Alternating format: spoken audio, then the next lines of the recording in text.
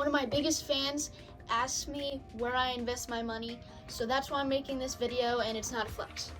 If you watch my channel, then you know that I have a number of ways that I get cash, such as flipping bikes. Normally I try to have at least $100 on hand for when I see a good deal. Actually, I made a video on this that walks you through the tips and tricks on how to buy and sell.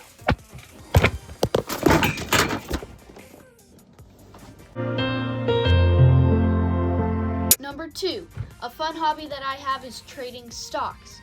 Though I don't use real money, you have to be 18. I use an app called Investopedia. Once you have created an account, they give you $100,000 fake money that you can invest in stocks without any risk. Number 3, also I've been saving up for a vending machine. No promises yet, but if I am able to do it, I will definitely make a video on it. Thanks for watching. Remember, God made you special, and He loves you very much. Bye!